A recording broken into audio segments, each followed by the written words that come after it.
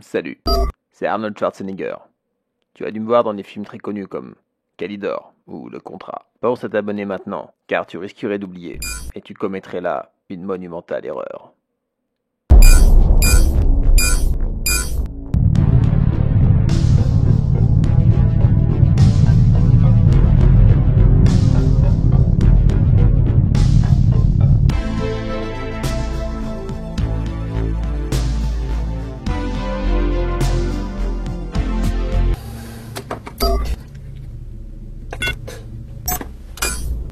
On va faire une petite chronique vidéo, là j'ai un peu le temps. Hein. Les Frères Sisters, film de Jacques Audiard. C'est le fils à Michel Audiard, celui qui faisait les dialogues qui cassaient, quoi. Hein, le bon, les brutes et le chimiste. Alors c'est beau, les acteurs jouent bien, hein. Il y a du level. Mais, alors je sais pas si c'est le fait d'avoir joué avec les Américains, mais c'est pas super en fait. Il y a trop de trucs.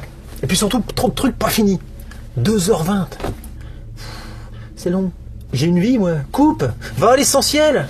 Et puis d'ailleurs, c'est pour ça que c'est trop fourni, parce qu'en fait, il va pas à l'essentiel. Eh non. Mon problème, c'est le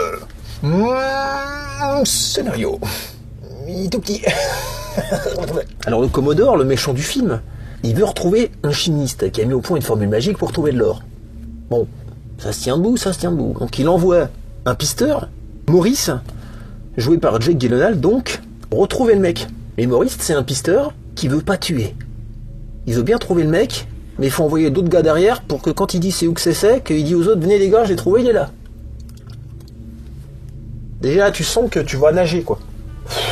Putain, enfin, je sais pas, le méchant, là, il a plein d'hommes de main. Envoie un mec qui piste, et qui tue, et qui fait les deux en même temps. Parce que là, tu compliques tout, mec. T'envoies un mec pour le trouver, plus il faut que t'envoies encore les Frères Sisters derrière. Ah là, qui poursuivent,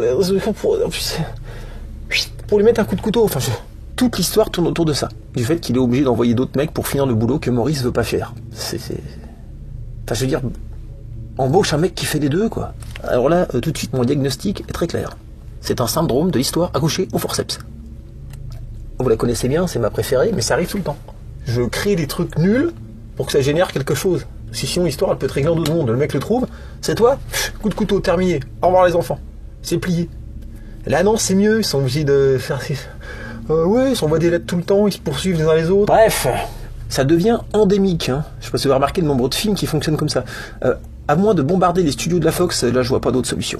Alors donc, plein d'intrigues et de péripéties sans enjeu. Hein, 2h20, c'est long, t'as le temps de prendre ton temps.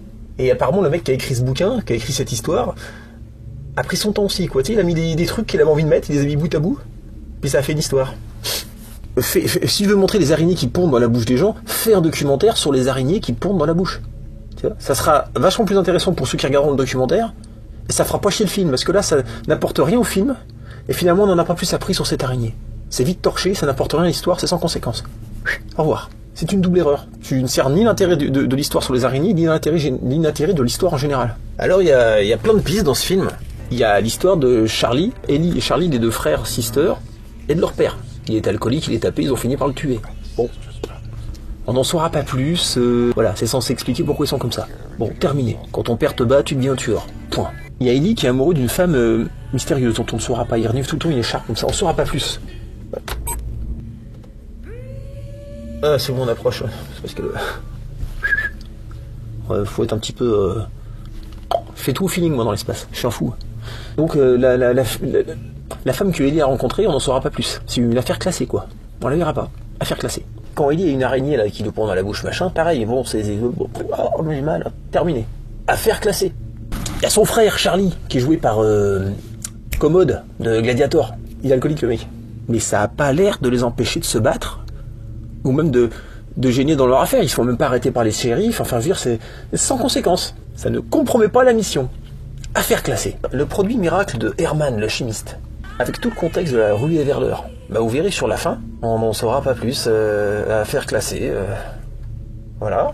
Au milieu de l'histoire, Maurice, le détective, là, il décide de ne pas livrer Herman, mais de faire équipe avec lui. Il veut accompagner Herman dans son projet de village équitable, une espèce de fondation harmonieuse basée sur d'autres valeurs que les valeurs capitalistes. Enfin, non mais c'est sympa, c'est une super idée. Mais vous verrez que ça sera classé sans suite. Le désir de raccrocher de la part d'un des 2 frères, Ellie, et qui est joué par l'acteur John C. Reilly. Bon, moi je trouve que le cast est pas bon, hein, ça passe pas, ça marche pas. Alors il est devenu assassin pour aider son frère violent. Enfin bon, je vois pas à quoi ça aide ton frère tueur en devenant toi-même tueur. Hein. Perso, la retraite, entre guillemets, d'Ellie sera peut-être la seule piste ouverte du film qui se refermera. Ce sera peut-être la seule conclusion qu'on tirera du film. Il y a tout l'arc de la ville de Mayfield. Ils arrivent, bang bang, ils repartent. Ils butent tout le monde, c'est le vrai massacre. Il y a les trappeurs de Mayfield qui vont prendre en chasse les deux frères, et ça va servir à unifier les 4 protagonistes, Herman, Maurice et les deux frères. On va dire que les trappeurs, finalement, enfin une conséquence. Tout de même. C'est quand même... j'ai l'œil. L'union des 4 protagonistes est un peu facile, hein. Je veux dire, dans ce monde pervers où tout le monde s'entretue, les mecs ont la confiance, hein. Je rappelle, c'est quand même des tueurs à gages. Mais bon, il y a les trappeurs qui veulent les tuer, ils ont capturé, ils les libèrent, comme ça ils se débarrassent des trappeurs et puis après ils font équipe pour trouver de l'or. Donc, bref. Les mecs sont joueurs. Qu'est-ce qu'on avait d'autre? Ah oui. Alors le produit acide d'Herman fait briller l'or dans l'eau la nuit. Alors bon, c'est pratique pour en trouver. Hein.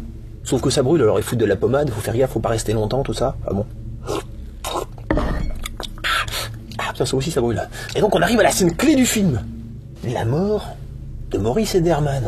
À cause de Charlie, qui va d'ailleurs perdre un bras, en voulant verser lui-même le produit, parce que d'un seul coup il a la fièvre de l'or. Putain, mais quel con, j'ai envie de dire. Et faut être encore plus con à ce moment-là pour se jeter en dessous quand l'acide coule dans l'eau. Bref, concours de stupidité entre Charlie et les Herman et Maurice. Concours de stupidité qui me fait demander si c'est bien un film de Jacques Audiard que je regarde. C'est décevant, hein. Alors je sais, ça doit être dans le livre, hein, c'est pas de sa faute. Parce que là, c'est le mec qui l'écrit, hein. Moi, je veux dire, une idée de merde, ça reste une idée de merde, même mal écrit, hein. Allez de moi celle-là, ouais. C'est méchant, mais c'est de moi. On va les remettre en marche. On va couper ça. Ah donc, la mort de Herman et de Maurice, ça casse complètement le récit. Moi, je me suis senti perdu à ce moment-là, et je pense que c'est pas étonnant, puisqu'en fait, on s'est énormément investi dans ces deux personnages, qui racontent beaucoup plus de choses que les deux frères-sisters. Hein. D'un seul coup, la principale intrigue du film, les Herman, son idée de fondation, ses connaissances en chimie pour trouver de l'or, tout ça, d'un claquement de doigts, ça disparaît. D'ailleurs, le film, en fait, aurait dû s'appeler Maurice et Herman. Ils sont bien plus intéressants que les deux frères-sisters. Hein. Deux cassos assassins, alcooliques, brutaux et incultes, sans but dans la vie. C'est les héros du film, c'est ça, c'est pour te dire. Du coup, leur chef, le Commodore, il est pas très content, quoi, que les frères-sisters se soient ralliés avec les deux mecs qu'ils étaient censés trouver et buter, en fait. Donc, le Commodore, le méchant, le chef des méchants, il y a le mec qui va lancer à leur poursuite la moitié des chasseurs de primes du pays, quoi. Nouvel enjeu. Sauf que... Non. Et oui. En fait, comment dire, c'est sans enjeu, en fait. Car apparemment, les frères-sisters sont invincibles. On croirait Preston, le recteur du tétragrammaton dans Equilibrium. Même avec un bras en moins, même bourré, les frères-sisters déciment le camp d'en face avec la décontraction d'un gamin qui écrase des fourmis. Le pire, c'est que là-dedans, même le duel avec le Commodore n'aura pas lieu. Et encore une piste désamorcée, une affaire classée. Pourquoi ? Parce que le Commodore, en fait, va mourir de vieillesse entre-temps. C'est marrant, on s'y attendait pas, on se dit, il faut se faire un petit duel à la fin. Bah non. Tu retrouves un cercueil, puis voilà. Et vous savez qui c'est qui joue le Commodore, en fait ? Vous savez pas ? Roger Hauer. Le meilleur cast du film. Le mec a été engagé pour jouer un caméo de cadavre dans un cercueil. 2 heures à attendre ce moment qui n'aura pas lieu. Pas de duel, ni de speech sous la pluie. Il y avait déjà eu James Franco dans Covenant qui avait pas eu de chance non plus, mais là, c'est du même ordre, sauf que c'est Roger Hauer, donc c'est plus grave. Donc là, là, faut que j'aille au tribunal de la Haye pour voir si on peut pas porter plainte. Contrôle, est-ce qu'on peut pas ? Parce que là, quand même, je suis désolé, il y a quand même un petit problème. Et d'ailleurs, on se demande, vu le niveau de flingage des frères sisters, pourquoi ils ont jamais pensé à prendre la place du Commodore avant. Les mecs sont en principe, c'est John Wick au Far West. C'est pas des combats, c'est une partie de tir au pigeon. Incohérent. Désolé, c'est incohérent. Et à la fin, quand tout le monde est mort, il retourne chez maman, prendre un bain et un petit goûter.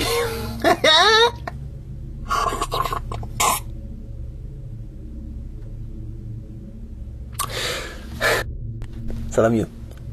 Ouais, je viens de faire une spatio-sieste de 4 secondes. Faut savoir que chez vous, c'est l'équivalent de 12 heures.